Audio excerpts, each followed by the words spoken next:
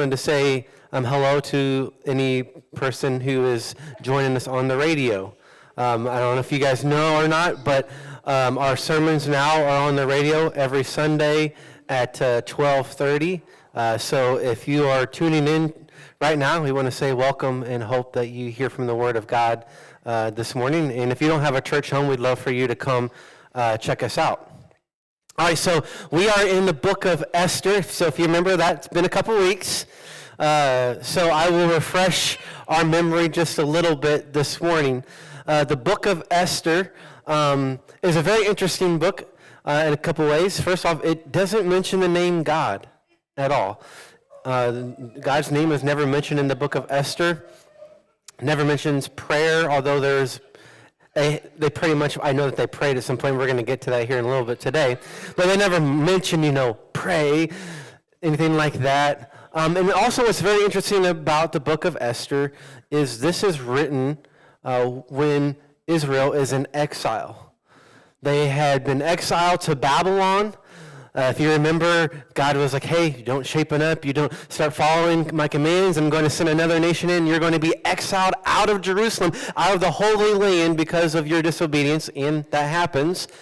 And Israel had been in exile for about 100 years. Babylonians have gotten taken over by the Persian Empire, and this is who is in charge in this particular time period. But there was a group of people, group of Jews, Israelites, that got to go back to Jerusalem. The king, Persia, during that time was like, hey, you all can go back and begin to rebuild your temple. I will allow you to worship your God. And so there's a small group of people that go back, but the majority of the Jews stay in the Persian Empire. In fact, they estimated there was about 750 to over 1 million Jewish people that stayed back. And so the story of Esther is during this particular time period. There's a man named King Ahasuerus, or as we know him in history, King Xerxes, who is the king over the Persian Empire. And we talked about how vast this empire was at this time. It was a huge, massive empire. And if you remember the couple weeks when we first started looking at this book, you have King Ahasuerus having this big, huge banquet. He's throwing this big, huge party, trying to get all the governors on his side because he's wanting to attack the Greeks. And he has this big, huge party, and he was like, hey, bring in my beautiful wife, my trophy wife, Queen Vashti. He had been drinking. He was drunk. And she refuses to go. He gets upset. He basically deposes her as queen. And he gets lonely after a while. And then he's like, I wish I miss Queen Vashti. And his advisor's like, well, you should have a big beauty pageant and find all these wonderful virgins and bring them in, and you will pick a new queen from there. Well, there's happened to be this young lady named Esther, right? Who just happened to be in this kingdom, and she was raised by a man named Mordecai, who was her uncle or cousin, we're not quite for sure, but he raised her as his daughter because her parents had died. And Esther goes through this whole beautification process, right? And she gets this opportunity to meet in front of the king. One opportunity. You have to impress the king. And she won his favor. He loved her out of all of the other women that he had met. And he puts the crown on Esther's head, and she becomes queen of the Persian Empire. And the first week we talked about this, we talked about how God is always working behind the scenes. God is always working. And a lot of times, right, when we think about God working, we automatically think about a miracle, right? God did this amazing miracle. I never would have thought. But God is working not just in miracles. He's working in our daily, mundane, everyday life. He is working amongst us. We call that God's providence. God's providence. His involvement in human affairs. He is involved in our lives. He's always working behind the scenes. And we talked about how, just you think about all the things that happened, how Esther became queen. Was that just all coincidence? No.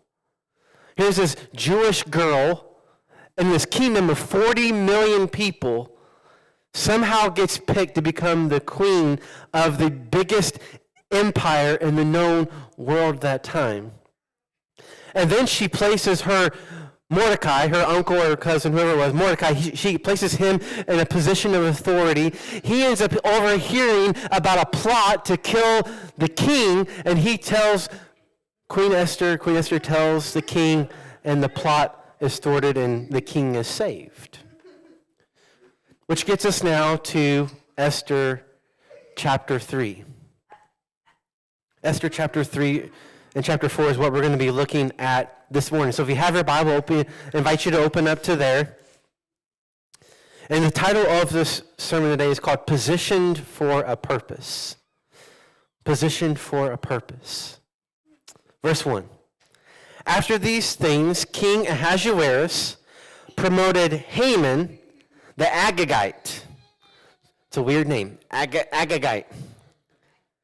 There's a reason why the author of Esther puts that Haman as an Agagite, and we're going to get to that in a minute.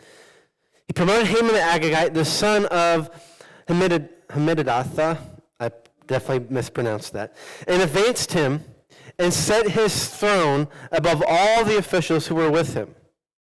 And all the king's servants who were at the king's gate bowed down and paid homage to Haman, for the king has so commanded concerning him. But Mordecai did not bow down or pay homage. Then the king's servants who were at the king's gate said to Mordecai, "Why do you transgress the king's command?" And when they spoke to him day after day, he would not listen to them. They told Haman in order to see whether Mordecai's words would stand, for he had told them that he was a Jew. And when Haman saw that Mordecai did not bow down or pay homage to him, Haman was filled with fury. He was mad that this Mordecai would not bow down to him. Now, we don't know specifically why Mordecai did not bow down, other than his reason why he told the other people was like, because I am a Jew. And I'm not going to bow down. So maybe it has something to do with, I'm only going to bow down to God, or something like that. But for whatever reason, Mordecai does not bow down. And he makes it known he's not bowing down because he is a Jew. Now, there is some history here, though, as well. This is something that's very interesting. Because all throughout, we see this chapter, when we're talking about Haman, the author makes sure that we know that Haman is an Agagite. Haman is not a Persian, he is an Agagite. Well, I don't really know what's special about that until you dig into it, and you find out that Haman is a descendant of Agag, who was the king of the Amalekites during the reign of Israel's first king, Saul. Actually, the Amalekites gave a lot of trouble to the Israelites as they were traveling around in the wilderness to the Promised Land. If you read back in Deuteronomy and other places, you have the Amalekites. They were wanderers. They were ones who kind of wandered around in the desert, and they would attack the Israelites, especially the weak and weary ones who were trailing behind the rest of the Israelites, and they would attack them and plunder and take all their things and things like that. Well, when King Saul was made king, God commanded him, you go attack the Amalekites, destroy all of the Amalekites, take nothing back with you, destroy all of their possessions, is what God commanded. In fact, in Deuteronomy chapter 25, when Amalekites had been attacking the Israelites as they're traveling around in the desert, it says, remember what Amalekite did to you on the way as you came out of Egypt, how he attacked you on the way when you were faint and weary and cut off your tail and those who were lagging behind you, and he did not fear God? Therefore, when the Lord your God has given you rest from all your enemies around you, in the land that the Lord your God has given you for an inheritance to possess, you shall blot out the memory of Amalekite from under heaven. You shall not forget. And in Samuel chapter 15, God commands Saul, go and destroy all of the Amalekites. Don't take any of their stuff, destroy all of it. Well, what does King Saul do? He doesn't obey God. He keeps King Agag alive and takes some of the sheep and the goats, and his excuse was like, well, we thought we would devote those things to God, and like we were going to keep those aside so that we could like worship God with those. Saul wasn't doing that. He was keeping them for himself. And one of the things that oftentimes kings would do when they would overtake another king or kingdom is they would keep the king as a trophy of like, look who we conquered. And they would drag them around, they would take them captive. Sometimes they would even cut their thumbs off to make sure that they couldn't never grab a weapon or anything again. But they would kind of keep the king around and be like, look what we've done. So Saul keeps King Agag around and doesn't kill him like he was supposed to. And Samuel, the prophet, comes to him and is like, why didn't you listen to what I said to do? And then Saul gives his excuse. But so we see here, though, right, that a command of God was not followed. The Amalekites were not destroyed. And you see, actually, throughout some of the rest of the Old Testament, a lot of times where they're dealing with Amalekites still and all the issues because Saul did not obey God. Which gets to us this here in Esther chapter 3. There's a descendant, Haman, of Agag. And Agag remembers this whole thing with Israel and the Amalekites and his descendant, his king Agag, that he's a descendant from.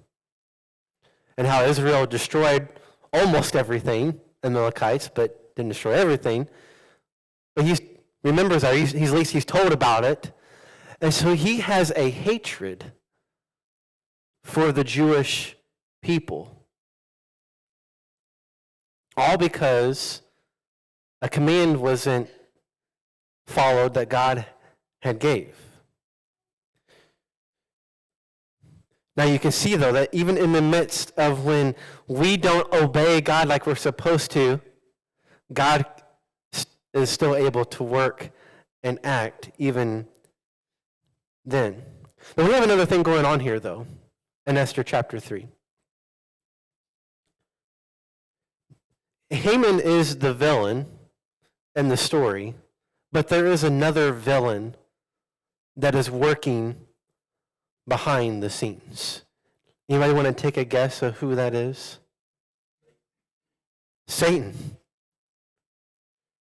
Right? He is always, or he's known as the evil one. He is known as what? To come to kill, steal, and to destroy. And so you see here in these verses where Mordecai refuses to bow to Haman. Haman becomes furious. But he's not also finished just with Mordecai, but what does it say here in verse 6? But he disdained to lay hands on Mordecai alone, so as they had made known to him the people of Mordecai. Haman sought to destroy all of the Jews, the people of Mordecai, throughout the whole kingdom of Ahasuerus.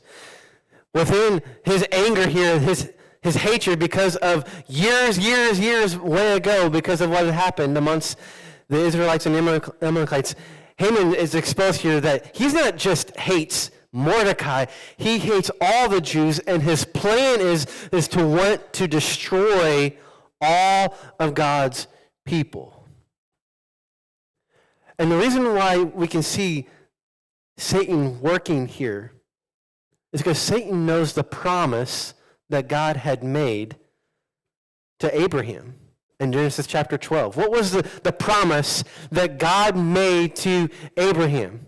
He makes this promise and he says, I will bless you, right? And you will be a blessing, and all people on earth will be blessed through you.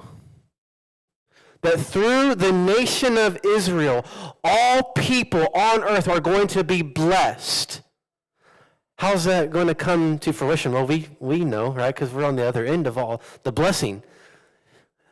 It comes about through an Israelite, a Jew named Jesus. Right? So if you're Satan, and you know that God has made a promise that through these people, all peoples are going to be blessed with, what are you trying to do?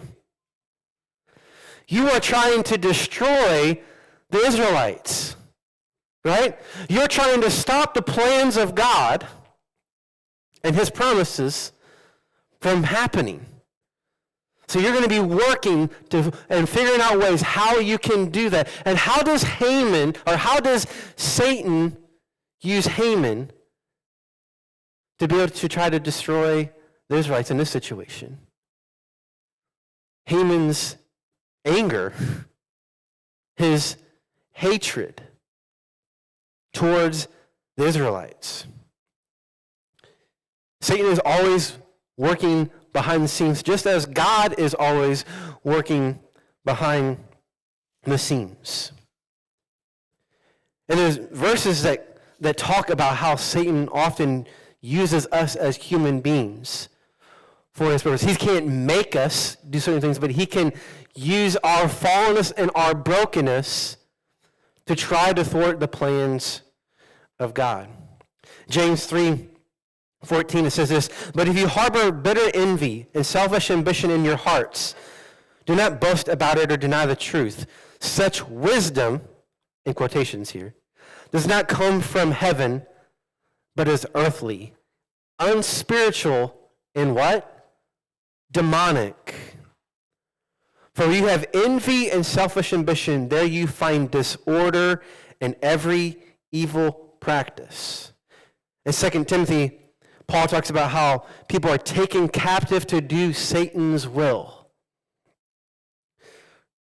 Not that Satan all of a sudden starts controlling what you're doing, but that people are taken captive, right? Our own fallenness, our selfish ambitions, our own pride, our arrogance, our anger, you name the vices that we deal with and have. And Satan can come along, right? And he uses those things to try to thwart the plans of God, to destroy us and to destroy God's promises that he's given.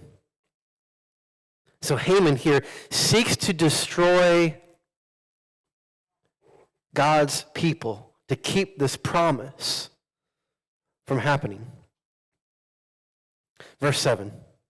"In the first month, which is the month of Nisan, in the 12th year of King Ahasuerus, they cast pure," that is, they cast lots, "before Haman day after day, and they cast it month after month, till the 12th month, which is the month of Ador."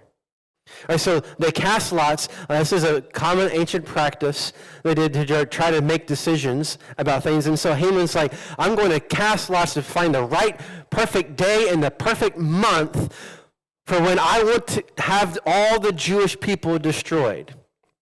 Now, one thing that's very interesting, though, in verse 7, it says, "in the first month, which is the month of Nisan." Nisan is the month in which the Jews celebrated Passover. All right, so while the Jews are celebrating Passover, when God had taken his people out of slavery and God had passed over and saved them, is in the same time period right now, like they're celebrating that. Haman is just trying to decide on what day and month he wants to try to have the Israelites killed. And so after they cast the lots, they lands on the month of Ador, the 12th month of the year. And Haman goes to King Ahasuerus and he says this: "There is a certain people scattered abroad and dispersed among the peoples in all the provinces of your kingdom. Their laws are different from those of every other people. They do not keep the king's laws, so it is not to the king's profit to tolerate them. If it please the king, let it be decreed that they be destroyed. And I will pay 10,000 talents of silver into the hands of those who have charge of the king's business, that they may be put into the king's treasuries." So the king took his signet ring from his hand and gave it to Haman the Agagite, the son of Amminadab, the enemy of the Jews. And the king said to Haman, the money is given to you, the people also, to do with them as it seems good to you. So the king was like, this sounds really good. He gives Haman a signet ring, which is like the official ring of the king. Like if anything's sealed with a signet ring, it's from the king. It is from the king. This is like what has to be. This is commanded by the king. And so king gives Haman the signet ring and is like, you make this law that these Jewish people, these people that aren't following my laws, should be killed. And Haman, put some icing on the cake about destroying them because he's like, hey, I'll get 10,000 talents of silver by destroying these people. Because we'll take all of their stuff and we'll put it into the king's treasury. 10,000 talents of silver was a massive amount of money. It was 750,000 pounds of silver, which would equate to today about $220 million, right? So the king was like, oh, this sounds really good, right? We'll destroy these people. You take all their stuff. And the king's like, hey, you can take the money and do whatever you need to do with it. Do whatever you need to do. So this is what happens. In verse 12, the king's scribes are summoned on the 13th day of the first month, and an edict was given. And the carriers were sent out to go out to all of the whole kingdom. And it says in this in verse 13, letters were sent by carriers to all the king's provinces with instruction to destroy, to kill, and to annihilate all Jews. Right? Doesn't sound good, right? Destroy, kill, annihilate all of the Jews. Which means this, that the people that even went back to Jerusalem, they are in danger as well, right? Because they are in the Persian Empire. All of the Jews are at stake of being killed. They are all threatened right now. God's people are all threatened of being killed in this moment. And so the date is set for the 13th day of the 12th month for them to be destroyed and to plunder their goods.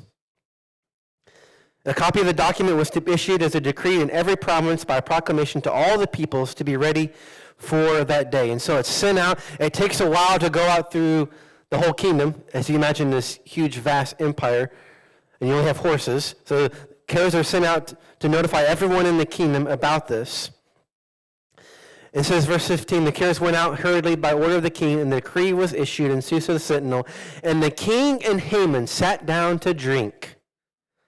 But the city of Susa was thrown into confusion. So after they get this law made, Haman and the king sit back and they're like, we're drinking, we're having a good time, this is wonderful. And it says the city, though, was thrown into confusion because they're like, why was this law? I'm like, why was this made? We don't understand. So the Israelites are being threatened, the Jewish people are being threatened. And we get to chapter 4 here. When Mordecai learned that all had been done, Mordecai tore his clothes and put on sackcloth and ashes and went out in the midst of the city. And he cried out with a loud and bitter cry. He went up to the entrance of the king's gate, for no one was allowed to enter the king's gate clothed in sackcloth. And in every province, wherever the king's command and his decree reached, there was a great mourning among the Jews, with fasting and weeping and lamenting, and many of them lay in sackcloth and ashes. And we know what sackcloth and ashes, we've kind of talked about that before. It's oftentimes a sign of repentance or a mourning. They are mourning, they are lamenting their lives. They are going to be killed 11 months from now because of this command of the king. Verse 4, when Esther's young women and her eunuchs came and told her, the queen was deeply distressed. She was sent her garments to clothe Mordecai so that he might take off his sackcloth, but he would not accept them. And then Esther called for Hathach, one of the king's eunuchs who had been appointed to attend her, and ordered him to go to Mordecai to learn what this was and why it was. Hathach went out to Mordecai in the open square of the city in front of the king's gate, and Mordecai told him all that had happened to him, and the exact sum of money that Haman had promised to pay into the king's treasuries for the destruction of the Jews. Mordecai also gave him a copy of the written decree issued in Susa for the destruction, that he might show it to Esther and explain it to her and command her to go to the king to beg his favor and plead with him on behalf of her people. And Hathach went and told Esther what Mordecai had said.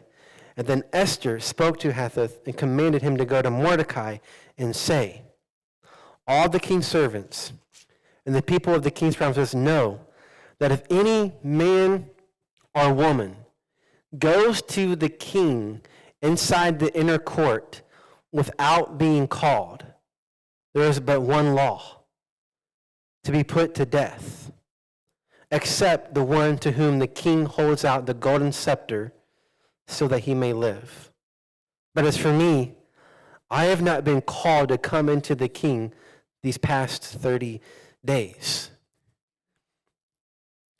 So Esther finds out what's happening. There's this back and forth with Hathach going back and forth talking to Mordecai, and then Esther sending back to Mordecai, and she says this to Mordecai, hey, anyone that goes to the king unannounced in his inner court can be put to death unless the king holds out his golden scepter. And I haven't been around the king in 30 days. Like, he hasn't been interested in me in 30 days. I haven't seen him. So what you're asking me to do is to risk my life to go in front of the king unannounced, to beg for us to be spared. Verse 12, here's what happens. And they told Mordecai what Esther had said. And then Mordecai told them to reply to Esther.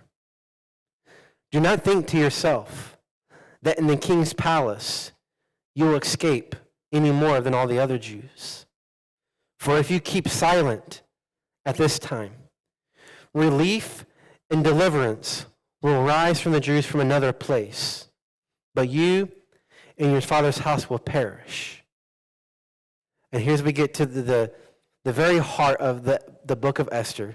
This is what the whole series really hinges on. He says this, and who knows whether you have not come to the kingdom for such a time as this. Then Esther told them to reply to Mordecai, go, gather all the Jews to be found in Susa and hold a fast on my behalf. Do not eat or drink for 3 days, night or day. I and my young woman will also fast as you do. Then I will go to the king, though it is against the law. And if I perish, I perish. Mordecai then went away and did everything as Esther had ordered him.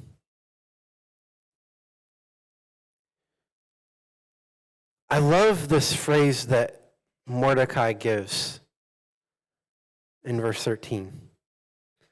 He's saying, like, hey, don't think that you're going to be safe just because you're in the palace. You're a Jew as well.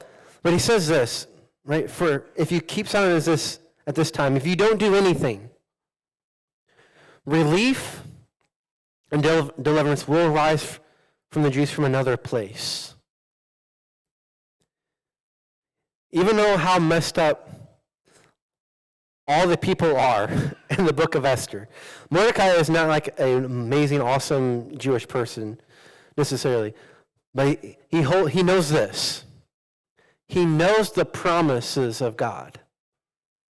He knows that God had promised that Israel, all people will be blessed, that God had promised that God would be with his people. And so he was like, Esther, I know even if Esther does not do anything and she keeps silent, I know that God will raise someone else up to do it. Because God always keeps his promises. But Esther has a choice to make. And you think about this phrase that Mordecai says, maybe you have become queen for such a time as this. And for us that are reading this, we can be like, yes, you have, Esther, right? Well, Esther, how can you think that somehow out of all these people you became queen, and out of all the beautification and everything, like you were the one that the king chose? We're looking at this and we're like, yeah, it's evident that God has placed Esther in this moment for this time. But here is where God's providence and our free will meet together. I believe and I know that God is in control of his universe. He is always working and acting, but also that we have free will to choose whether or not we are going to obey or do the will of God. And Mordecai knew that even if Esther chose not to do anything, if she chose to do nothing and just protecting herself or out of fear for whatever reason, chose not to want to go before the king and do the right thing for her people, God would raise somebody else up to do it because that was what God had promised to do. But Esther was in a position where she could do something about it. And God had put her into that position for a reason. But she had the choice whether or not she was going to do anything about it. You see, the question is not whether you are the right person, or whether you have the right skills. It's whether you have the ability to do something or not, or the willingness to do something or not. Listen, some of you need to hear this. The position that you are in right now, where you are at right now, is where God has placed you at. The scriptures tell us, it says this in Acts 17, for one man he made all nations, that they should inhabit the whole earth. And he marked out their appointed times in history and the boundaries of their lands. God has orchestrated all things. You exist right now for this very reason, right now in 2026, because God has placed you here. And he's placed you in Murfreesboro, Illinois, or whatever surrounding town you live in, for a reason and for a purpose. And he is working and acting. And you might be in a position right now where you are facing something really hard or difficult. And you're wondering whether or not you should do something about it. And if you have the ability to, then probably God has placed you there for a reason. Oh, well, I might lose my job if I speak up and do the right thing in this situation. Well, yeah, you might. But can you do something about it?